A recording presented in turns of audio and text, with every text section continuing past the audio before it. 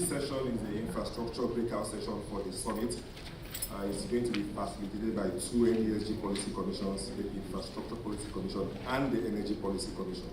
My name is Nanda Ude. I am the facilitator for the Infrastructure Policy Commission, and Mr. Biola Lawal is here from the Energy Policy Commission. Energy. The focus of our discussion today is on accelerating infrastructure investments. Here we all know that a lot of investments are going into the infrastructure sector, but it's still just not enough. So we want to have a discussion around how to accelerate that. And to do that, we will break up into two groups at some point to deepen the discussion. The first group will discuss alternative financing options away from budgetary provisions. We are relying so much on what we get out of oil to finance our infrastructure sector, but it cannot take us anywhere. So are there other financing options out there? The current government is already doing things along those lines, but let's have a further discussion on it and make recommendations. The second group will deep dive into the power sector to address the financial viability crisis going on in the industry right now and see how far we can go in coming up with solutions or ideas around restoring financial viability in the sector. So without much further ado, I would like to invite our session chair, His Excellency, the Honorable Minister for Transportation, to join us up the stage. We're expecting the Honorable Minister for Power, Works and Housing. Is he here?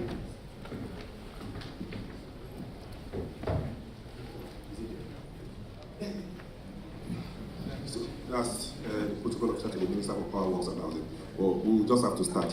So we'll take opening remarks from our session chair on the discussion today. We want to take his perspective around it.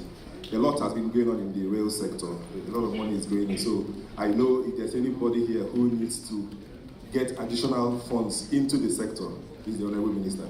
And I also do know that he will be frustrated at the level of funds that can come from the appropriation process.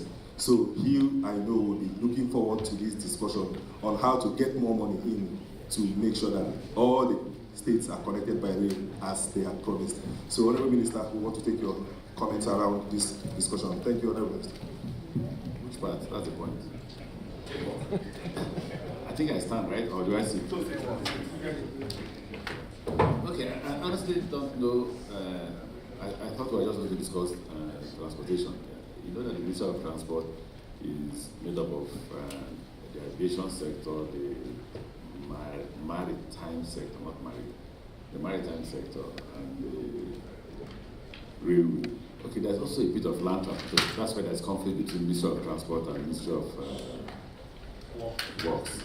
But because we are two good friends, we never have quarrel over it. Once he says that makes you're wrong, the law says that, okay, since you're a lawyer, you're right. But I think the government needs to address that because government pretends to want to allow Ministry of Transport to manage land transportation and leaves, and it's by law, leaves works, construction, and some management of land transportation with Ministry of Works. So anytime we go there, he will just simply arrest you and stop you and say, no, that's not what the law says. So the government needs to do either an amendment to the Highway Act or completely ensure that everything about transportation is transferred to the Ministry of Transportation. Now, the only thing people talk about in transportation is railways, just because you see like one politician talked about yesterday, the optics. So the Minister for Transport is inspecting and harassing the contractor. You must complete. I don't want to hear that it's a 3-year contract. I want it done in 1 year. And then, well, 1 year will be in December. And because we promised that we'll complete in 1 year, I hope we're able to deliver it in 1 year. But if we don't deliver it in 1 year, we will certainly try to see that we can deliver before the end of the first or second quarter of next year. That is a bit certain. The reason for the delay is more because of rain. Let me take you through the ministry quickly and then look at the economic viability of the presence of the ministry. When Nigerians hear when we are borrowing money, what Nigerians refer to as our borrowing money is when I announced that we are going to get $8.7 billion from the China Exim Bank. That's not what we've gotten. We've gotten $500 million for Abuja Kaduna Rail, and then we've gotten $1.6 billion for Lagos Ibadan. We've completed Abuja Kaduna, and you know, the problem with Abuja Kaduna is that it has improved the economic activities, but there are no businesses, too much economic, well, there are economic activities, but I'm talking about heavy businesses that can transport to Abuja, to Kaduna, or to Abuja. And the market is not either in Abuja or in Kaduna. The market in Lagos, Kano, is between Lagos and Kano.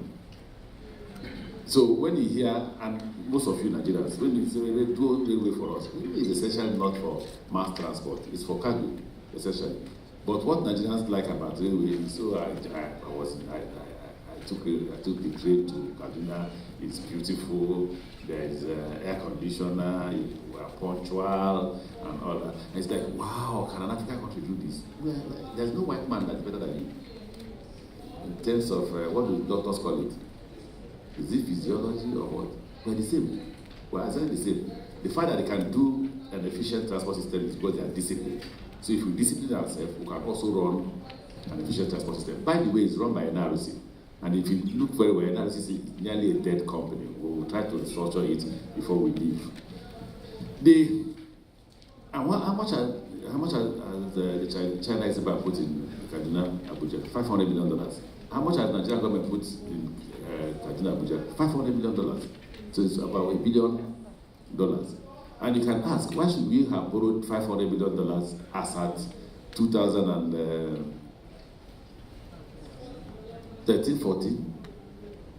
Why should we? We could afford $500 million. The locomotive and all the facilities you need to run Lagos Ibadan cost us $500 million. And the president refused that we should take a loan. So we took the money, we're paying from our resources for $500 million to be able to have locomotives, coaches, and all sorts of things we're going to have there, including maintenance, equipment, and all that. Now, so between Kaduna, Abuja, and Kaduna, and Lagos, Ibadan, we may have borrowed nearly $2.1 billion. But out of this $2.1 billion, we paid, what we are paid here is about $200 to $300 million. So in actual fact, what you have borrowed is $1.3 billion.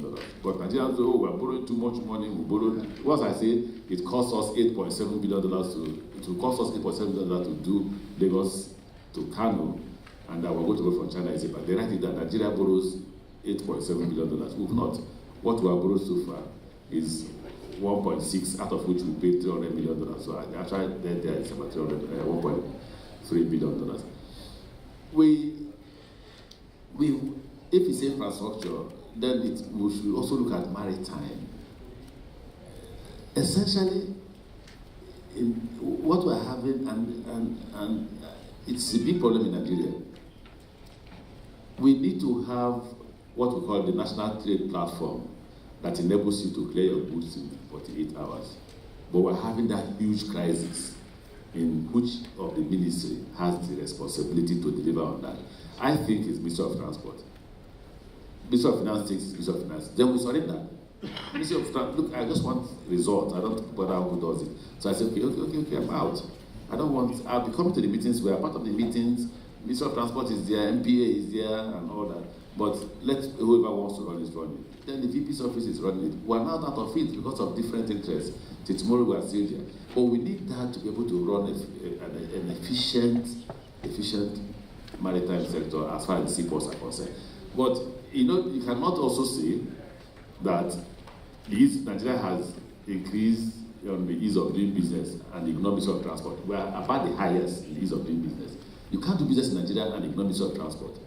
Tomorrow the president will be going to Semeboda to take over Semeboda. Who did they hand it over to? Ministry of Transport. There's Ministry of Health, there's Immigration, which is Ministry of Internal Affairs, there is Customs, but they didn't have, ECOWAS said, Minister, I hope you have a budget, we're handing over to you tomorrow. And I said, but you should have written when we're drawing up a budget. So nothing for us, we're drawing up the 2019 budget this time. We will try and ensure that maintenance and everything to run that place is put in the budget. But the essential fact is that when it comes to trade facilitation and these activities, export, import, you cannot ignore the Ministry of Transport. So if we have improved the ease of doing business, it is because Ministry of Transport has also improved on its efficiency. So if you go to the seaport, the madness in the seaport is no longer as bad as it used to be. You say, okay, what about the goods that have not been discharged from the seaport? Not our fault, give us the road. But even if you say, why is the road not constructed? It's not also the fault of Ministry of Works. Nigerians have forgotten that we were not born yesterday and that the roads didn't go bad yesterday, right? And that Lagos is on the same belt as Port Harcourt. You don't have up to 6 months of construction in Lagos or in Rivers State. At least I can speak as the former governor of Rivers State. You don't have 6 months. As governor of Rivers State, what I used to do, I borrow money in advance waiting for dry season. As soon as we hit January, I start construction. Once we hit May, it has stopped because the rain now comes and comes heavily. Then I start paying back the loan that I have borrowed. So to construct those roads in Lagos, it will take us 2 to 3 years. So what has Ministry of Transport done? What we've done is, okay, we met GE, and GE told us that for 11 years, we'll be begging the federal government to allow us to concession narrow gauge to us. And they have refused, 11 years. And I asked them, we will concession it to you tomorrow if you're ready. They said they're ready. I said, you're ready? They said, yes. 6 months, we have finished all documentation, everything we need to do. GE slowed us down. You know, if you remember, I was shouting 6 months we would concession. Because GE told me in 6 months they will be ready. 6 months, the president even fired the then DPP because he was becoming a clog in the process of ensuring that we would succeed. So we were at the verge of concessioning when GE Transport, did it collapse or they sold it? They sold it. You people are businessmen. They sold it. Sold it. Okay, you people are businessmen. I don't want to say the one I will say, they say it affected the economy. Whatever name you call it, but they are no longer there to deal with us.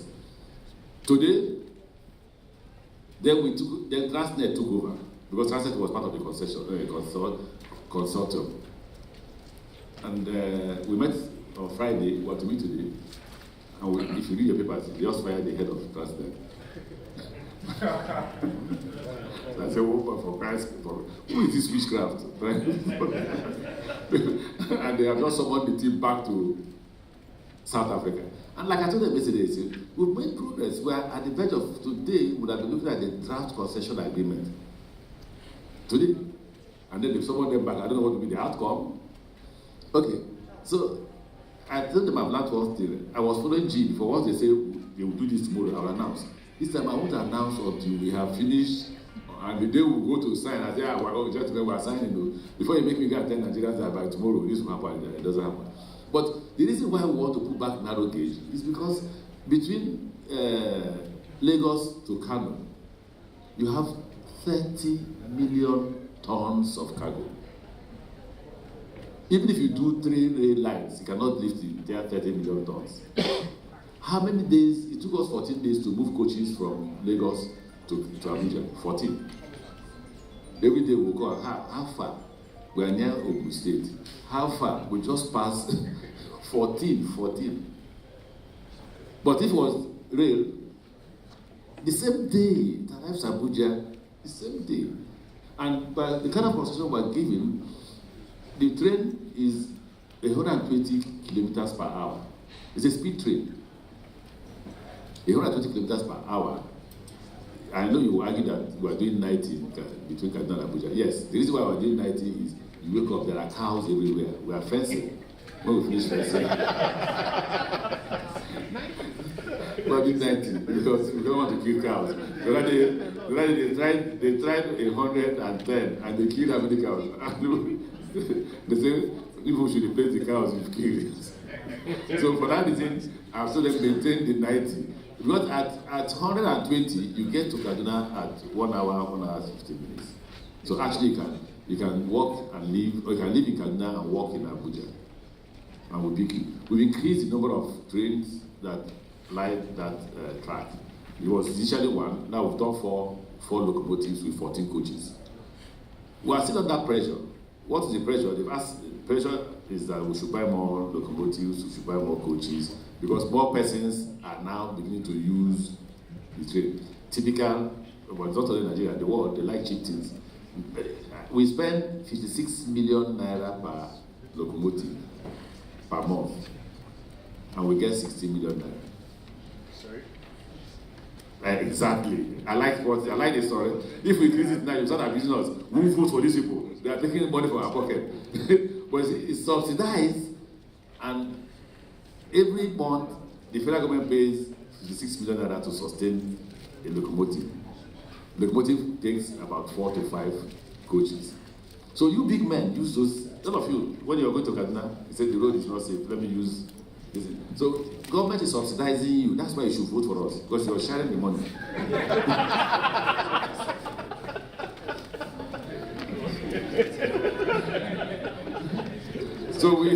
So at the end of the day, we lose every month 40 million naira. In fact, it was worse initially because it was 600 naira per passenger, and then nearly 1,000 naira for business class. I was grateful that if it was the passengers, both poor and rich, I was saying, increase the price, increase the cost of transportation to this. So we increased it by 1,200, 1,000 plus. But whatever it is, we have not been able to break even. Maybe when we finish it, whoever is the minister for transport can hack it up a bit. Now, we have commenced the purchase of coaches and locomotives for Lagos Ibadan. Nigerians know that before we came to power, would have been the first country in Africa to have standard gauge rail. I don't know how many of you remember, not for the young boys like the gentleman behind it. But there was this locomotive, I don't know whether it was Shagari or Babangida that started it, that took 34 years. 34 years. When I came as minister, I wrote to the president, we can complete this thing. If you give me $200 to $300 million, we can complete it. And we didn't go for loan. The president approved. The actual truth is that it was completed, but not in use. And people went and excavated more than 50-something kilometers out of the 300-something kilometers of track. So we have fixed the 50-something kilometers. Before, there was not supposed to be any station, because it was built only for iron ore. Now we are building stations. And we believe the MD of Railway is the champion for that. He's putting under pressure that we should commence commercial activities. That's his position. But my argument is that can they commence commercial activities without stations? He said they can stand at the platform, there are already existing platforms, and take the train while we're building the stations. I'm considering that, but the same they have commissioned something they have not finished. The same Nigerians. So I'm also considering whether I'm ready to take that blame for putting the train to start commercial activities while they are constructing the stations. But the most important thing is 34 years ago they started that construction and abandoned it halfway and terminated the contract. So we restated the contract, rehabilitated the tracks that were stolen, and now you can actually go to, if you get to Itabe, you can actually go to Warri in less than 2 hours or in 2 hours time, which enables you to go to the south without having to, for those of us who don't like flying, if you drive 1 hour to Itape, the driver can take you back, can take the car back, and you hop into the train, takes you to Warri. If you're going to Port Harcourt, 1 hour 30 minutes you should, or 1 hour 30 minutes 40 minutes you should be in Port Harcourt, because the east-west route, at least one lane is completed. I don't know about the second lane yet. Then, so we hope that this year or early next year we should complete the Lagos Ibadan. What's the impact on business? Currently, for the first time in the history of Nigeria, Lagos is begging, please take all this to other parts of the country. There are other seaports, there are 6 seaports, take goods to those places. Lagos is begging. But you see, the moment you can move goods easily, I'm sure that there will be no need to make that appeal. And that's where we are focused on. Nigerians can pride themselves in saying that we're among the few countries that have standard gauge, completed 186 kilometers from Lagos, from Kaduna to Abuja, and Lagos to Ibadan. 156 kilometers. To Warren, 350 kilometers.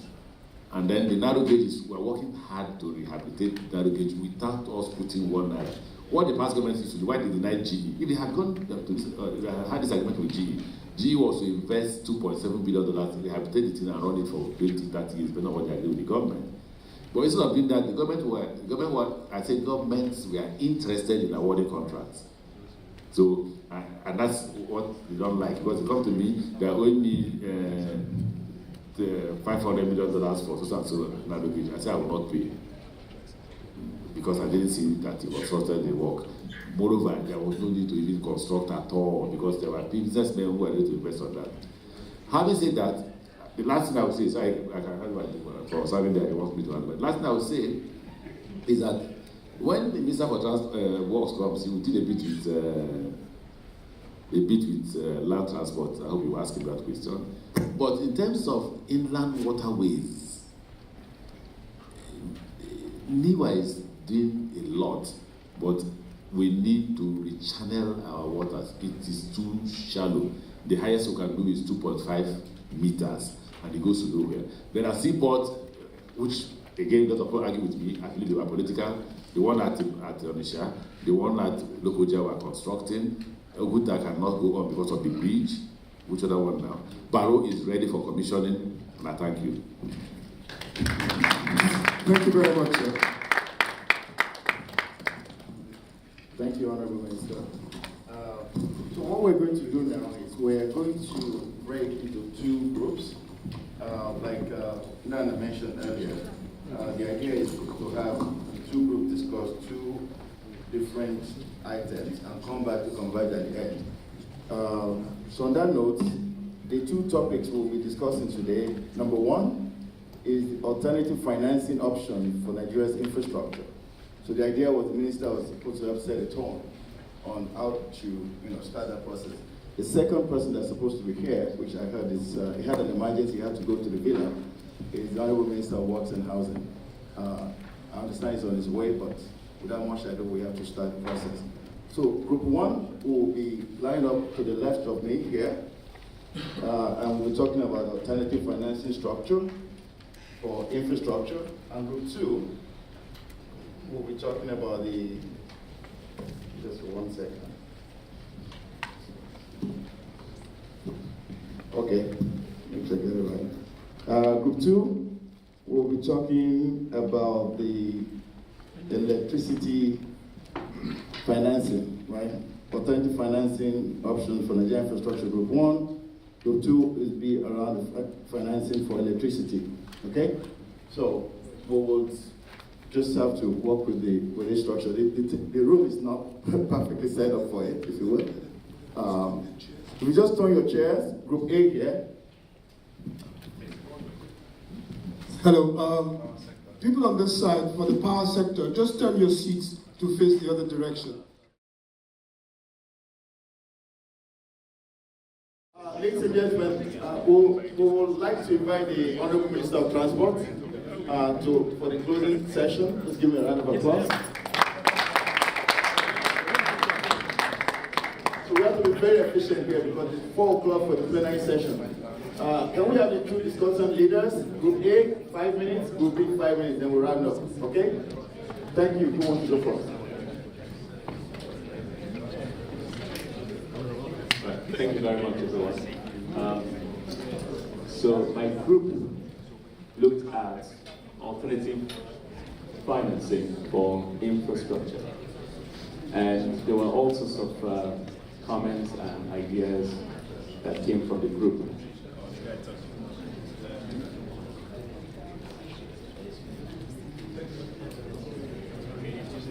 Thank you. Okay.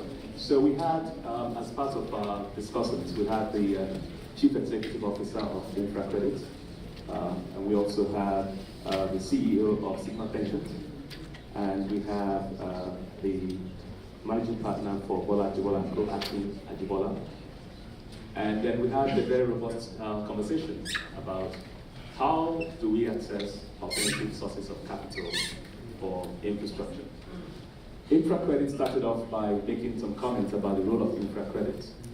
InfraCredit is an organization that was started by the NSIA and Guarantor. And the role of InfraCredit is to provide great enhancements for infrastructure. What does that mean? You have an infrastructure project, you actually can raise a bond around the project, and InfraCredit will give a guarantee to the bonds. Now, the real challenge of InfraCredit is making sure that those bonds are actually structured such that they meet a certain level. But once they give you their AAA rating to your bond, the cost of your bond instantly drops. They earn a small fee for that, but it's actually a way to bring pension funds, insurance companies that have significant pools of capital but are at the moment not involved in infrastructure. That's the role of InfraCredit. Sigma Pensions obviously is the key, one of the big leaders in pension funds. And their comment was, at the moment, they have less than 5% of their funds in infrastructure. The funds themselves are growing. There's limited opportunity to investment in infrastructure away from their key markets. There's limitations in the equity market. So at the moment, a lot of their monies are going into government funds. But even government funds, they have a cap. So they do need to have infrastructure as a category for investment. But the big issue they have is bankability. The projects have to be compliant to certain standards that makes it easy for them to invest. People need to be able to prepare their projects, bring it to a point where it is actually easy for them to invest. That, I think, is the biggest challenge they faced. However, there are a few points that they also made. Subnationals are in a good position to recycle some of their assets. So one of the projects we talked about is Lagos State on the Lekki toll bridge, where the government is actually able to now borrow money against such a project, free up capital. The project is already de-risked largely. It's been operating for a while. We know the cash flow pattern. So the pension funds can buy that, and this is happening at the Lagos State level. And the idea is to have other parts of the country, other subnationals, look at some of their best projects, free up capital by selling those projects to pension funds. There was also the point about the limitation of InfraCredit. For the pension funds, they have successfully done a transaction with InfraCredit where they bought a bond of a private infrastructure company guaranteed by InfraCredit. But the truth is that InfraCredit at the moment is undercapitalized. There's a lot of effort being made by InfraCredit to raise their capitalization, but InfraCredit is working on the rate of 5 times their capital base. So they're trying to get to $200 million so they can underwrite up to $1 billion of local currency equivalent for infrastructure, correct? Now, there were issues about legal challenges. Akin on the panel went on and listed a long list of laws that exist. Some of those laws are seen as actually impediments. And some of these laws, some of them are also conflicted with each other. So the question is, we need to streamline the law to make it easy and effective for investors to come in. And I couldn't agree more, because there are many laws that are there in the system that actually, in my opinion, should be simplified and made easy. We would like to make sure that the legal work stream actually identifies more of those so that we can make them a little bit easier.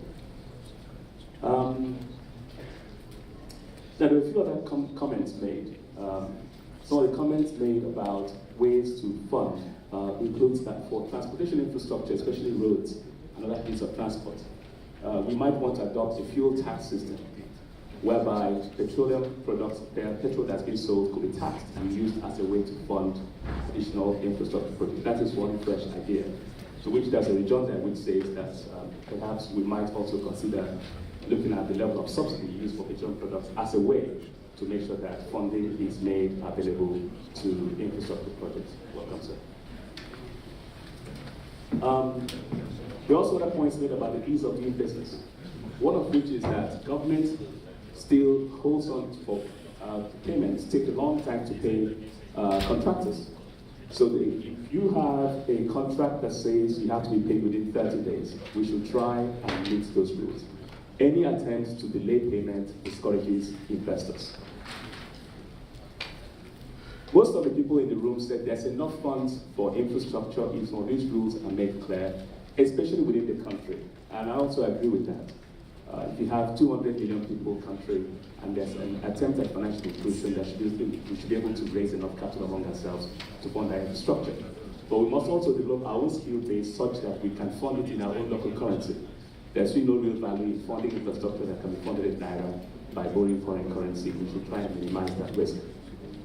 Finally, there are points raised about political risk and regulatory risk, which obviously had to be partly captured in the comments earlier made by the lawyer in our room. So, and then one last point. Many people have projects but do not know how to get funding for preparation. There are points made here that many of our multilaterals are available to help with project preparatory funding, and therefore people should be able to access those, be it with AFREX, AFDB, and other multilaterals who have provided funds for project preparation. So all in all, I think the summary here is that the private sector is willing to participate in funding infrastructure, but many things still need to be made available for them. But one of the things I found encouraging in the discussions we have had is that there's a lot of capital at home and in-house within the country that we just need to make sure we channel them properly. I believe that captures all our deliberations. Thank you.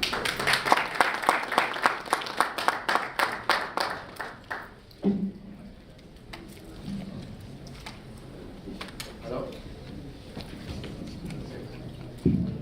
So, process check. First of all, let's also welcome the Honorable Minister of Power, Works and Housing.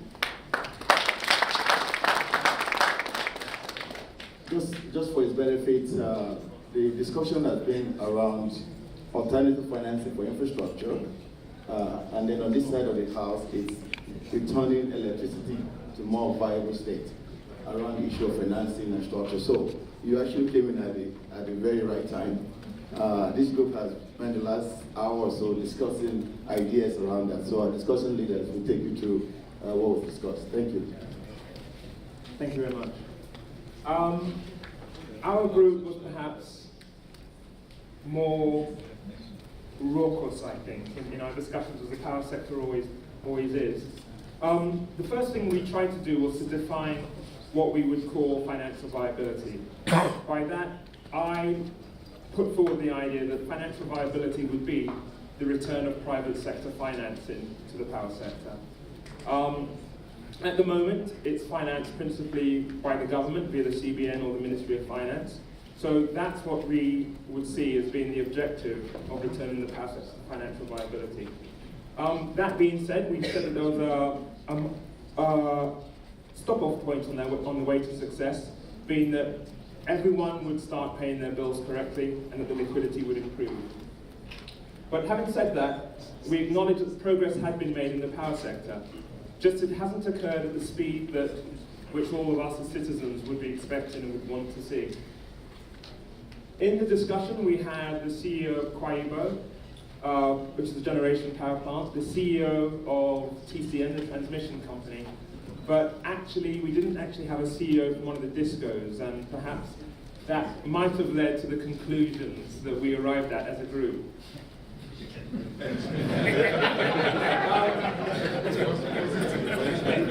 The one thing that we have to say is that progress has been made, but what's very important is the alignment of the industry. And it was mentioned that when the reform was started, everyone thought that generation companies were to blame. After that, it became transmission, and sort of by default now, we've arrived at the distribution companies. So even though we do think a lot of focus has to be done on the distribution companies, we see the problem as one of alignment. And for the moment now, the focus should be on trying to get the distribution companies up to scratch. Now, the distribution companies are in a bit of a quandary. They're not able to raise investments. And I think we can all agree. If they are to collect more money, they have to be able to raise investments. And there's a very large number of reasons why they can't raise investments, but it's not always due to the tariff itself. It's not due to the tariff. The issue of the tariff is that it has to be collectible. Above that, you are not going to get your money back. However, the design of the MITO process was such that the only way you could get your money back was from the tariff. So there probably needs to be some sort of investigation as to how an investor might be able to get their money back if it's not just from the tariff itself. Now, there are issues as to how well capitalized a disco should be, so that also needs to be looked at. Either you get your money from the tariff, or you're able to withstand, under collection of revenues over a certain period, to be able to keep the value chain. Now, the design of the reform didn't take into account those two things. So that is something that I think we believe needs to be looked at. The discos are the problem at the moment in terms of the collections need to be done, but we need to answer two questions: how an investor gets their money back, and what level of capitalization those discos need to be. So that sort of leads to what we propose is a review of the MITO model. And we say that in its broadest sense. How the value chain gets paid, we need to have a very deep look into how the value chain gets paid, not just over 1 year period, but over a longer term period. And that would require a bit of creativity. So also, one of the ideas we looked at was this ability, which has actually been investigated, of franchising for the discos.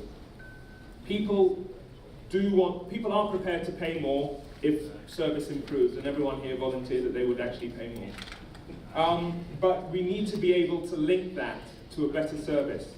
So there needs to be a little bit of creativity in allowing the market to develop such that higher tariffs can be attained for better service. At the moment now, if you'd like to pay more, you can't. So how can we create a market where someone with perhaps a greater need for power is able to express that by paying a higher price and ensuring that collections are maintained? So we see this as a issue of trying to get the investments back.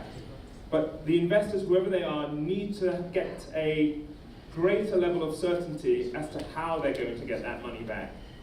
And the current methods proposed over the past, 10 years of the reform haven't quite laid that out as clearly as I think would be required for investors. So those are the conclusions we had. The discos weren't here, so it rests squarely at their feet, but it's a bit more complicated, I think, than just saying the discos need to be able to collect money. They need to be given the chance to collect more money and be made to collect more money. Thank you. Thank you very much. So I would like to pass the mic to the Honorable Minister of Works, Power and Housing, and for 5 minutes response, and then Honorable Minister of Transport, we could do the closing. Then we have to be back at the plenary. Thank you very much.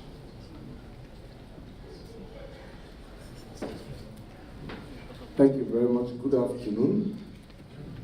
And ordinarily, I should and I do apologize for coming in after the hour, but I was also attending an inauguration of the Steering and Implementation Committee of the African Free Trade Area Agreement inaugurated by Mr. President. Incidentally, my colleague was supposed to sit next to me there. He chose to come here. I chose to serve another master. So here, because that's where the salary comes from. Let me just quickly try to come by saying first, in terms of our overall infrastructure, there is nothing wrong with our country. Nothing. Everything perhaps is wrong with how we have made choices. If you look back to the 70s, and it's important because we walked this path before. If you look back to the 70s, that was the time we built most of the infrastructure that we are running on today. Tinkan Island was a port expansion. Murtala Mohammed Airport was an airport expansion from the old ground without a tarmac building, and so on and so forth. But we also had a cement armada. We imported so much cement. In fact, that's part of what led to the Tinkan Island port expansion. And then we stopped. And then we started again early in the 80s. And we built ERGP, and now I'm speaking power. We built Shiruru and Jeba. And then again we stopped. But all through that period, we never stopped producing babies. The population was growing. So at the time Murtala Mohammed Airport was built, it was the best in this part, if not the whole of Africa. It was supposed to be expanded in modules, and it didn't happen. So what has simply happened? At that time, I was a teenager. I'm now 55. So can I wear my teenage clothes now? If I manage to get into them, I will be very uncomfortable. And that is the infrastructure picture. We're living on old infrastructure. What should we do? Build more. How do we fund it? And that's what we're talking about here. It seems to me first that we have made very poor choices. And there is this argument or this belief that the kind of infrastructure we want to build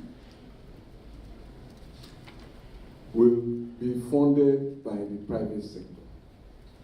I think what we need to do is just put the numbers of the infrastructure funding we need on one side, and also look at how much the private sector is able to put in, and the terms and conditions upon which they will do so. And I think if we do that, we may make some very quick and smart choices. We have two projects that this administration has essentially concluded. The construction of the Apapa Mile 2 Urushoki Expressway to be undertaken by the Dangote Construction, a subsidiary of the Dangote Group. It's going to cost 72 billion naira. And we also have the Bodo Boni Bridge, which is to be partly funded by government and partly funded by the NLNG. Each of those two parties, government and NLNG, are providing 60 billion naira each. Who in Nigeria's private sector has 60 billion naira that he can put in infrastructure? Because these are the big ticket items that we're talking about. So let's just be honest with ourselves instead of just having these talk sessions without really crunching the numbers and putting the money on the table. Of course, you know that I supervised the first toll road concession in this country, if I may say so. And what happened? Immediately they wanted to index inflation and cost and exchange rate into it. The people said they won't pay. The opposition party said, if I just vote for us, we will cancel it. So this is the climate in which we have to operate. And it seems to me that the smartest thing first is for government to refocus its energies and its resources on its infrastructure. Government must lead that way. It's quick. And those of you who have negotiated PPPs know how many years it takes to reach financial close. And the choice is, can we wait? So over the last decade, Saudi Arabia has invested $420 billion of oil proceeds in their infrastructure. Can we point to a similar amount? I admit that our oil exports are about 18 to 20% of what Saudi exports, 11 million barrels to 2.5 million max, or 2 million. But even at 2 million, if you do the numbers, can we boast of 20% of $420 billion in our infrastructure? Are the banks ready to fund infrastructure? No, let's speak up now so that we make it, because we are going to plenary, Abi. Let's decide so that we don't stop deceiving ourselves. Let's be honest. Instead of going back and forth, we have this session every year. We were here last year. How much has come to infrastructure? Only Dangote and LNG. Who are the real entrepreneurs? How many of them can stand without government support? Let's be honest. And then we are looking for private external investor. Let us just ask ourselves one question. And I'm going to be brutally frank and have a debate about it. Why should I come and invest in your house? Why should I come and furnish your own home? What's in it for me? And if I come, I'm just going to do portfolio investment and test the waters. So we must really understand that if we are going to have a honest conversation about this thing, the kind of investment that can come into easily convertible assets, rail, ports, road networks are not easily convertible. And if you look at PPPs where assets have been built across the world, it's either government is buying out. I think the whatever in the UK was recently just sold. Quadrillion is now causing its own problem. Government ultimately steps in. Given what we have to do, I think we can be more prolific in facilities like hospitals where there's regular cash. It can come in quicker. Airports, managing the terminal buildings might be easier to do, and all of those. It can come in there, not on the wrong way. And this is from my experience. These are the things, the risks, and the securities against which investors want you to provide. So I will close by saying, first, I agree with what Ebi has said about the liquidity issues in the power sector. Again, is to ask yourself the question: who buys an asset and says that he did not know what he was buying? That's what some of the people who bought assets in the power sector said. They didn't really know what they were buying. Who led that to that acquisition? Which credit committee sat on it? We cannot sit there and say we want to repair, but we haven't asked the real questions. Was there a capex plan to roll out equipment? Was there an inventorization of the assets to know the quality of the assets at the time they were being sold, to know whether you can put them to productive use? And how much was the tariff you were agreeing when you, because if I was a banker, I would ask those questions. When does the business pay back?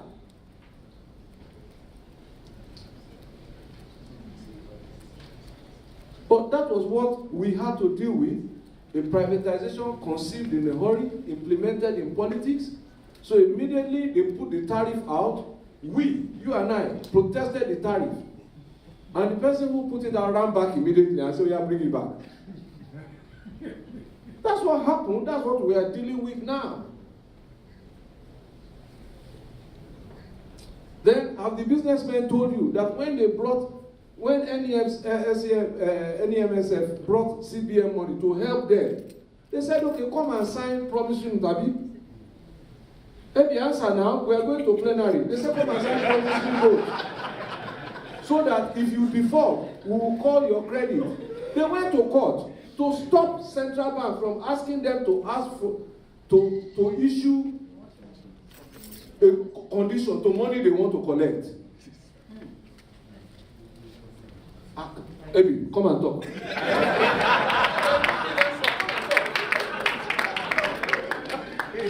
When you wanted to give them money, what happened? Yeah, we were taken to court. Why? A variety of reasons. Essentially, they didn't want to pay us. They want money, they don't want condition. That's why I say, who are these real businessmen? There are many. Me, I don't know.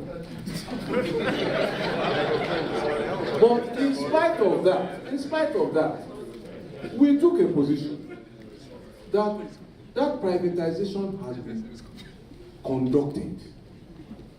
Many of us were saying President Buhari should cancel it. You heard that? Yes. And I told my employer that I will not advise you to cancel it, sir.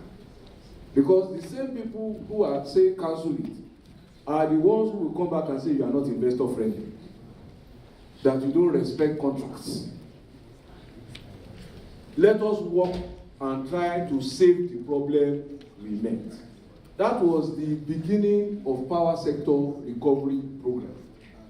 And if you read that document, everything you find in there are the problems in every part of the value chain. Gas, exchange rate, how to solve this, how to solve that. And it is a document that is not cast in stone. Like every policy, as new problems emerge, we are available and ready to update it. Some of the problems we have seen, we have started responding to. So I still think that yes, we want a private sector-led economy. We want private sector because they are the largest creators of work and employment. But it is still government's responsibility to provide the backbone, especially the social infrastructure, rail, road network. Happily, private sector has said now they will do power. So we are giving them distribution, we are giving them generation. On all sides, they have tried. Let me be honest, they tried. I know what has happened from when private sector took over generation. I know what has happened from when private sector took over distribution. But it's not quick enough for all of us. We want to see more.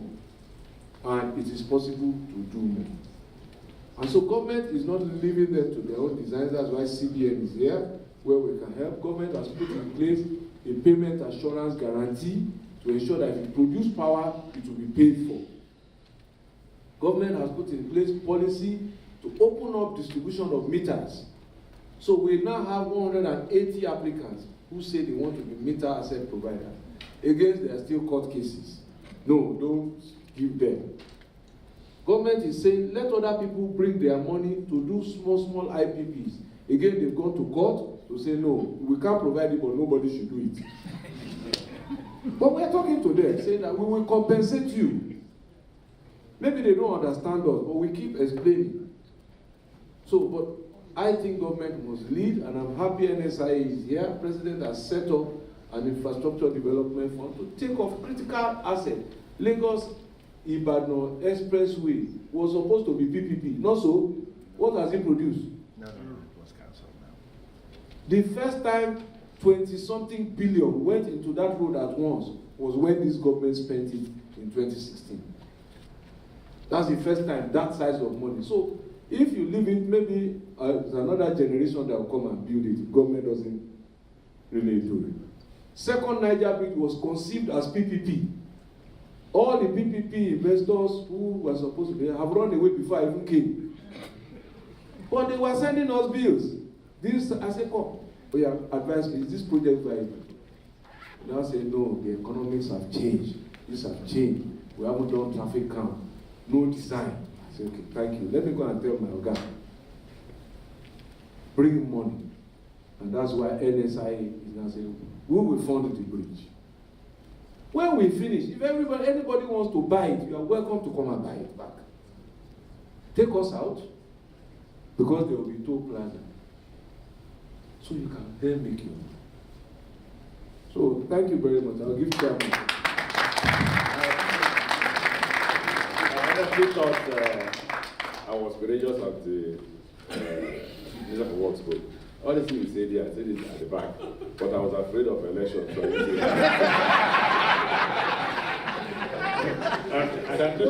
I can repeat, I will close by repeating the analysis I made for them. I say, all this noise people are making about funding, $2.5 billion. Okay, say $3 billion is 1 trillion naira. Lagos Kano is $8.7 billion. That's how many trillions. How many banks are funded in Nigeria? 8.7. We are ready to take tomorrow morning. The president said, "We can bring the money." $8.7 billion to Kano is nearly 3 trillion naira. Port Harcourt, Lagos Calabar is $11 billion. So when people talk about, look, Punch took me to the cleaners. Oh, why am I allowing government to do this? We can bring private investors. I said, if they know how much it would take to construct just 10 kilometers of railway, Punch will close down. It's not possible. That's why government is borrowing money for those critical infrastructure. But I couldn't say it publicly. I was afraid that if I say it now, you will say, Didn't you know before you came to power? How you're abusing private investors. In fact, that's one thing he said I never said in public, that where are the entrepreneurs in Nigeria? Because if you say entrepreneur, if we remove government, will you survive? How many in Nigeria? But I didn't know you were this strong. I don't say the public. I got it behind. So that if you are catching that, say I didn't say that. So today, who said it?